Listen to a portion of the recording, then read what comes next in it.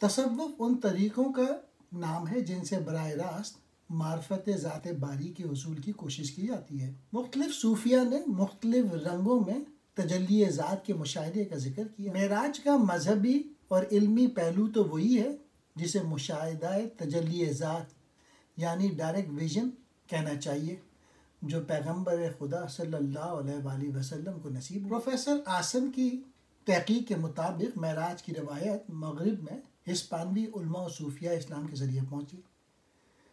ڈانٹے کی divine comedy کو معراج کے ادبی پہلو کا دوسرا بڑا نمونہ کہنا چاہیے۔ اسلامی روایات معراج کے دنیا میں مشہور ہونے سے 600 سال بعد ڈانٹے نے اپنے تخیلی معراج کے مشاہدات کی صورت میں اس زمانے کے علوم و فنون پہ تبصرہ، مغربی عیسائی اقوام کی مذہبی اور اخلاقی کمزوریوں پہ جرا اور سیاسیات یورپ کے صحیح قوائف کا وہ مرقع اہل مغرب کے سامنے رکھا کہ نفس ربع مسکون کی اس وقت کی نسلوں کے دل و دماغ، اخلاق و عادات اور احساس و شعور و حیات میں وہ ہیجان رونما ہوا جو تھوڑے ہی عرصے بعد یورپ کے عام علمی اور سیاسی نشاط ثانیہ کا پیش خیمہ ثابت ہوا۔ ڈانٹے کی موت سے تقریباً پورے 600 سال کے بعد اقبال کا جاوید نامہ اہل مشرق کے سامنے زمانہ حال کی ترقیات کو مد نظر رکھتے ہوئے قریباً انہی مباحث و مقاصد کو پیش کر کے اس حصہ دنیا میں ویسے ہی انقلابات کا پیش خیمہ ہونے والا ہے۔ جاوید نامے کو ہم روایت معراج کا تیسرا اہم ادبی نمونہ کہیں۔ مذہب کے معنی ہیں کہ ہم نے خدا پرستی کا اقرار کر لیا، خواہ اس اقرار کی نوعیت کچھ بھی ہو، اور اس کے پیش نظر زندگی کو ایک مخصوص اور معین سانچے میں ڈھال رہے ہیں۔ یوں مذہب کا مسئلہ زندگی کا مسئلہ بن جاتا ہے، اور پھر مذہب کے راستے سے زندگی کا رخ کیجیے یا زندگی کے راستے سے مذہب کا، دونوں صورتوں میں اس مسئلے کی حیثیت حیاتی ہو جاتی ہے، یعنی ایک ایسے مسئلے کی جس کا حل زندگی کے لیے ناگریز ہے۔ ہمارا منطقی فہم غلطی سے عقل کو ایمان کا منافی سمجھ لیتا ہے، حالانکہ ان کے درمیان یعنی عقل اور ایمان کے درمیان کوئی تنازع نہیں۔ علامہ اقبال کے خطبات یعنی ریکنسٹرکشن آف اسلامک تھاٹس کے مطالعے میں بہرحال ان دونوں باتوں کا لحاظ رکھنا ضروری ہے۔ ایمان وہ موقف ہے جس کی بنا پر ہم زندگی کی تعمیر ایک مستقل اور محکم اساس مہیا کرتے ہیں۔ چنانچہ ہم دیکھتے ہیں کہ پہلے اور دوسرے خطبے میں اگر اصل بحث علم کی ہے، جس میں فکر اور وجدان کا جائزہ لیتے ہوئے ذات الہیہ کا اثبات کیا گیا ہے، تو تیسرے اور چوتھے خطبے میں ذات الہیہ کے تصور، اس کی اہم صفات، انسان اور کائنات، حیات بعد الموت، دعا، خیر و شر اور جبر و قدر ایسے مسائل کی، اور جس سے قدرتاً یہ سوال پیدا ہو جاتا ہے کہ زمان اور مکان کی اس دنیا میں ہمارا مطمع نظر زندگی بارے میں کیا ہے۔ لہٰذا اسلامی ثقافت اور اسلامی نظام مدنیت یا ریاست اور قانون کی بحث ناگزیر ہو گئی، جس پر پانچویں اور چھٹا خطبہ مشتمل ہے۔ ساتویں خطبے میں یہ سب مسائل پھر زندگی کا مسئلہ بن کر ہمارے سامنے آ جاتے ہیں، اس لیے کہ انسان اور انسان کے ساتھ عالم انسانی کے ایک جز کی حیثیت سے ہم یہ سوچنے پر مجبور ہیں کہ ہماری اس عقلی کاوش یا پختگی ایمان کی، جسے ہم فلسفہ اور مذہب سے تعبیر کرتے ہیں، کوئی حقیقت ہے یا نہیں، ہماری تہذیب و تمدن کا مستقبل کیا ہے، ہماری تقدیر کیا ہے، جس میں ہمیں فکر سے علم اور علم سے مذہب یعنی اسلام کی طرف آ جاتے ہیں، اور جس میں اس امر کا اقرار کیے بغیر بن نہیں پڑتی کہ ہماری ذات کسی ایسی برتر اور وسیع تر ذات سے وابستہ ہے جس نے کائنات اور اس کے ذرے ذرے کو اپنے احاطے میں لے رکھا ہے۔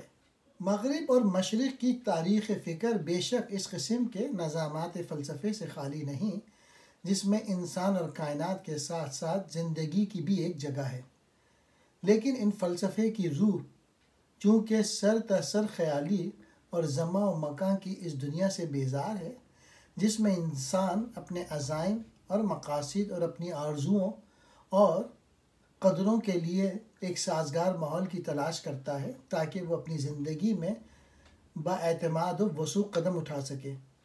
لہٰذا ان فلسفیوں نے کوئی راہ پیدا کی، نہ سکون و اطمینان کی وہ کیفیت جس کی ذہنی انسانی کو اس لیے طلب تھی کہ جس کائنات کے بدلتے ہوئے احوال اسے ہر لحظے مضطرب رکھتے ہیں وہ اس میں اپنا کوئی مستقل مقام اور موقف متعین کر سکے۔ اس لحاظ سے دیکھا جائے تو اقبال کے خطبات کی اہمیت دگنا ہے۔ ایک تو اس لیے کہ ان میں فکر کی ماہیت نہایت خوبی سے معین کی گئی ہے۔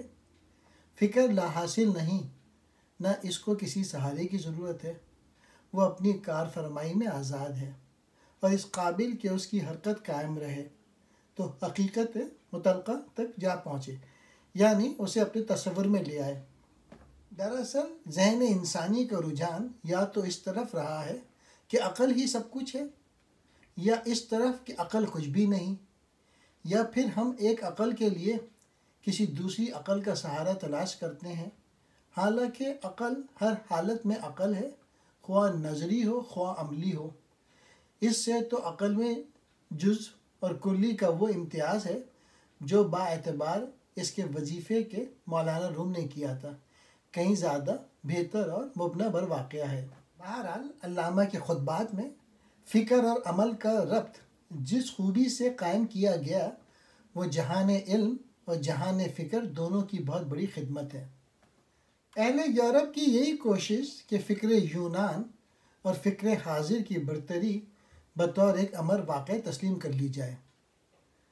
پھر جب ہم یہ کہتے ہیں کہ یہ خطبات ہی تو ہیں جن کی بدولت اسلامی روایات فکر کا آیا ہوا، تو اس کا مطلب بجز اس کے اور کیا ہو سکتا ہے کہ قرآن پاک ہی اس غور و تفکر کا سرچشمہ ہے جس پر خطبات کی بنا رکھی گئی۔ رسالت مآب نے دنیا کے سامنے جو دستور عمل اپنے نمونۂ زندگی سے پیش کیا ہے، اس پر غور کرنے سے یہ ظاہر ہوتا ہے کہ حریت، مساوات، اخوت بنی نوع انسان کی بنیاد اس کا نمونہ اور اس کا مقصود رسالت محمد یہ تھی عالم انسان کی نجات انہی ہرسہ حقیقتوں کی تشکیل و تعمیم میں مضمر ہے۔ آج یورپ کی جو چیز ہم کو سب سے زیادہ قابل رشک معلوم ہوتی ہے وہ اس کے فرزندوں کی تسخیر قواعد نظام عالم ہے،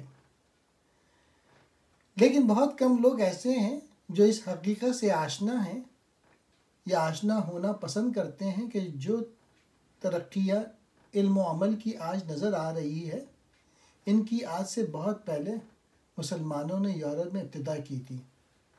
یورپ کو جو برکات مسلمانوں سے حاصل ہوئیں ان کے شمار کرانے کا یہ موقع نہیں۔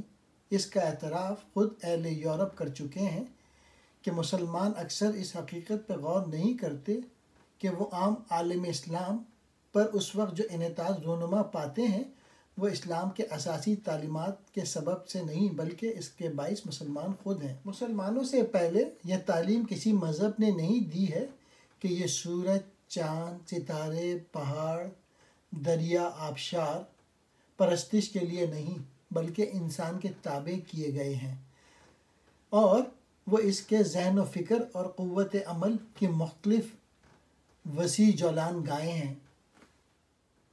ہماری بڑی غلطی یہ ہے کہ ہم اسلام کی تعلیم کو محض راہ نجات یا بہشتی زیور کی تعلیم سمجھنے لگے ہیں، حالانکہ قرآن پاک ایک زندہ جاوید پیغام عمل ہے جس سے منحرف رہ کر مسلمان ہی نہیں کوئی قوم دنیا میں زندہ یا کامیاب نہیں رہ سکتی۔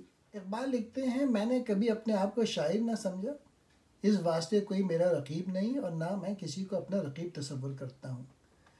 فن شاعری سے مجھے کوئی دلچسپی نہیں رہی، ہاں بعض مقاصد خاص رکھتا ہوں جس کے بیان کے لیے اس ملک کے حالات کی روح سے میں نے نظم کا طریقہ اختیار کر لیا۔ میرے کلام میں شعریت ایک ثانوی حیثیت رکھتی ہے اور میری ہرگز یہ خواہش نہیں کہ اس زمانے کے شعراء میں میرا شمار ہو۔ اقبال نے کہا تھا، نہ زباں کوئی غزل کی، نہ زباں سے باخبر میں، کوئی دلکشا صدا ہوں اجمی ہو یا کہ تازی۔ اقبال کی شہرت جیسے جیسے پھیلتی گئی، اس کے مداحوں اور معترضوں کی تعداد میں بھی اضافہ ہو گیا۔ مداح تھے اس کے فلسفے کے، پیغام کے، قومی درد کے اور ملی شعور کے، اور جن لوگوں کا اعتراض تھا ان کی نگاہ فلسفہ و پیغام کے بجائے الفاظ، محاورت، عروض وغیرہ تک محدود رہی۔ انہیں روح سے تو کوئی غرض نہ تھی، ہاں جسم سے بے حد دلچسپی تھی۔ انہیں لباس سے تعارض نہ تھا، البتہ سلائی میں چند ٹانکے غلط لگ جانے پہ سیکھ پاتے۔ الفاظ کے پیچوں میں الجھتے نہیں دانا، غواص کو مطلب ہے صدف سے کہ گوہر سے۔ اقبال لکھتے ہیں، اگر ہم دنیا کی گزشتہ اور موجودہ تاریخ کو دیکھیں تو معلوم ہوتا ہے کہ اقوام قدیمہ میں سے صرف 4 قومیں ایسی ہیں جو قوانین زندگی کی تیز تلوار سے بچ کر بری بھلی حالت میں اب تک صفحہ ہستی پر قائم ہیں، یعنی چینی، ہندو، بنی اسرائیل اور پارسی۔ حال کی قوموں میں دیگر مغربی اقوام کے علاوہ ایشیا میں جاپان اور فرنگستان میں اہل اطالیہ 2 قومیں ایسی ہیں جنہوں نے موجودہ تغیر کے مفہوم کو سمجھ کر اپنے تمدنی، اخلاقی اور سیاسی حالات کو اس کے مطابق کرنے کی کوشش کی۔ جاپان کی ترقی کا ذکر یوں کرتے ہیں، ابھی 30-40 سال کی بات ہے کہ یہ قوم قریباً مردہ تھی۔ پھر 1872 میں جاپان کا پہلا تعلیمی قانون شائع کیا گیا اور شہنشاہ جاپان نے اس کی اشاعت کے موقع پر مندرجہ ذیل الفاظ کہے۔ ہمارا مدعا یہ ہے کہ اب سے ملک جاپان میں تعلیم اس قدر عام ہو کہ ہمارے جزیرے کے کسی گاؤں میں کوئی خاندان جاہل نہ رہے۔ غرض یہ کہ 36 سال کے قلیل عرصے میں مشرق اقصی کی اس مستعد قوم نے، جو مذہبی لحاظ سے ہندوستان کی شاگرد تھی، دینوی اعتبار سے ممالک مغرب کی تقلید کر کے ترقی کے وہ جوہر دکھائے کہ آج دینوی اعتبار سے سب سے زیادہ مہذب اقوام میں شمار ہوتی ہے۔ جاپانیوں کی باریک بین نظر نے اس عظیم الشان انقلاب کی حقیقت کو دیکھ لیا اور وہ راہ اختیار کی جو ان کی قومی بقا کے لیے ضروری تھی۔ افراد کے دل و دماغ دفعتاً بدل گئے اور تعلیم و اصلاح تمدن نے قوم کو اور سے کچھ اور بنا دیا، اور چونکہ ایشیا کی قوموں میں سے جاپان نے رموز حیات کو سب سے زیادہ سمجھا ہے، اس واسطے یہ ملک دینوی اعتبار سے ہمارے لیے سب سے اچھا نمونہ ہے۔ ہمیں لازم ہے کہ اس قوم کے فوری تغیر کے اسباب پر غور کریں اور جہاں تک ہمارے ملکی حالات کی روح سے ممکن و مناسب ہو اس جزیرے کی تقلید سے فائدہ اٹھائیں۔ اس کے بعد ہندوستان کی تمدنی اور اقتصادی صورتحال کے جائزے کا آغاز ان الفاظ سے کیا ہے۔ ان واقعات کی روشنی میں اگر ہندوستان کی حالت کو دیکھا جائے تو ایک مایوس کر دینے والا نظارہ سامنے آتا ہے۔ ایسے حالات میں جب مصنوعات اور تجارت کی طرف سے ہمارا ملک بالکل غافل ہو، یہ کس طرح ممکن ہے کہ مصاف زندگی میں جس کا دائرہ روز بروز وسیع ہوتا جا رہا ہے کامیاب ہوں گے؟ پھر یہ بتاتے ہوئے کہ اقوام ہند میں سے ہمارے بھائیوں نے اس راز کو کس قدر سمجھا، مسلمانوں کی مخدوش حالات، ان کے مذہبی تنازعات، عمرہ کی عشرت پسندی، عوام کی تمدنی زبوں حالی اور افلاس پہ تبصرہ کرنے کے بعد لکھا، یہ بڑا نازک وقت ہے، اور سوائے اس کے کہ تمام قوم متفقہ طور پر اپنے دل و دماغ کو اصلاح کی طرف متوجہ کرے کوئی صورت نظر نہیں آتی۔ دنیا میں کوئی بڑا کام صحیح بلیغ کے بغیر نہیں ہوا، یہاں تک کہ خدا تعالیٰ بھی کسی قوم کی حالت نہیں بدلتا جب تک کہ وہ قوم اپنی حالت خود نہ بدلے۔ دنیا میں کسی قوم کی اصلاح نہیں ہو سکتی جب تک اس قوم کے افراد اپنی ذاتی اصلاح کی طرف توجہ نہ کریں۔ ان حالات کو مد نظر رکھ کر میں اس نتیجے پر پہنچا ہوں کہ ہندوستانیوں اور خصوصاً مسلمانوں کو تعلیم کی تمام شاخوں سے زیادہ صنعت کی تعلیم پر زور دینا چاہیے۔ واقعات کی روح سے یہ بات وثوق سے کہہ سکتا ہوں کہ جو قوم تعلیم کی اس نہایت ضروری شاخ کی طرف توجہ نہ کرے گی وہ یقیناً ذلیل و خوار ہو جائے گی، یہاں تک کہ صفحہ ہستی پر اس کا نام و نشان بھی باقی نہ رہے گا۔ لیکن افسوس کہ مسلمان بالخصوص اس سے غافل ہیں، اور مجھے اندیشہ ہے کہ وہ اپنی غفلت کا خمیازہ نہ اٹھائیں۔ علامہ پوچھتے ہیں، کیا ہندوستان کے مسلمان اس معیار پہ پورا اترے ہیں؟ کیا ہندوستانی مسلمان کے متعلق یہ کہا جا سکتا ہے کہ وہ ایک توانا جسم میں مضبوط قوت ارادی رکھتا ہے؟ کیا اس میں زندہ رہنے کا عزم موجود ہے؟ کیا وہ اپنے اندر اتنی قوت کردار رکھتے ہیں کہ ان تمام طاقتوں کا مقابلہ کر سکیں جو اس کے معاشرتی نظام کو پارا پارا کرنے میں درپے ہیں؟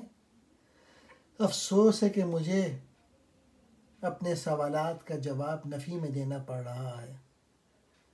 قارئین جانتے ہیں کہ حیات کی تگ و دو، گریٹ اسٹرگل فار ایگزسٹنس میں افراد کی کثرت تعداد ہی وہ عنصر نہیں جو کسی معاشرتی نظام کی بقا کا ضامن ہے، بلکہ اجتماعی قوت کردار اس کی بقا کے لیے قطعاً لازمی ہے۔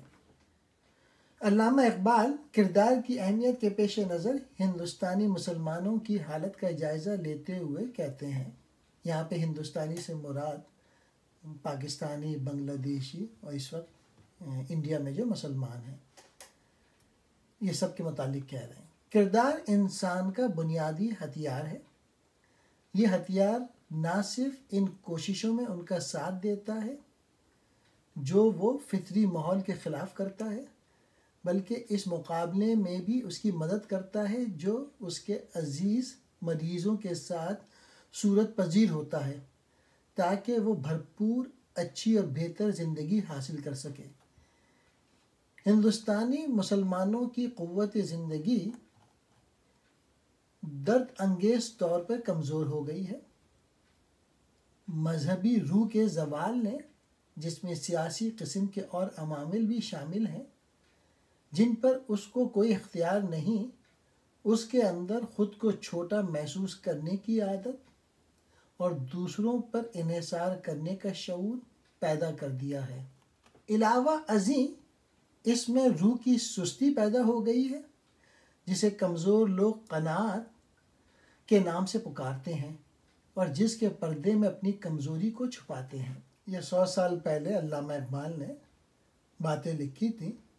اس اقتباس میں اقبال نے ہندوستانی، پاکستانی اور بنگلہ دیشی مسلمانوں کی کمزور سیرت اور کردار کے اسباب پر روشنی ڈالی ہے، اور جو آج تک صحیح ثابت ہو رہی ہے۔ اقبال کے نزدیک قانون حیات کیا ہے؟ سنیے، طاقت، توانائی، قوت، ہاں قوت جسمانی، زندگی کا قانون۔ ایک طاقتور انسان کی جب جیب خالی ہوتی ہے تو وہ دوسروں کو لوٹ لیتا ہے۔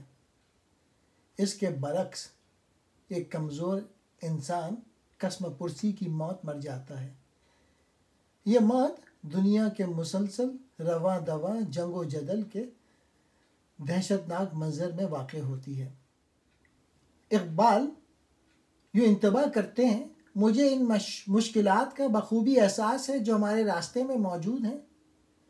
جو کچھ میں کہہ سکتا ہوں وہ یہ کہ اگر ہم اپنی مشکلات پہ قابو نہیں پا سکے تو وہ دن دور نہیں جب دنیا ہمارے وجود سے چھٹکارا حاصل کر لے گی۔ اقبال ایک جگہ لکھتے ہیں، مسلمانان ہند اپنے سیاسی زوال کے ساتھ ہی بڑی تیزی سے اخلاقی انحطاط میں مبتلا ہو گئے۔ دنیا کی تمام مسلم قوموں میں کردار کے لحاظ سے شاید ان کا مقام سب سے پست ہے۔ رلاتا ہے تیرا نظارہ اے ہندوستان مجھ کو، کہ عبرت خیز ہے تیرا فسانہ سب فسانوں میں، نہ سمجھو گے تو مٹ جاؤ گے اے ہندوستان والو، تمہاری داستان تک بھی نہ ہوگی داستانوں میں، یہی آئین قدرت ہے، یہی اسلوب فطرت ہے، جو ہے راہ عمل میں گامزن محبوب فطرت ہے۔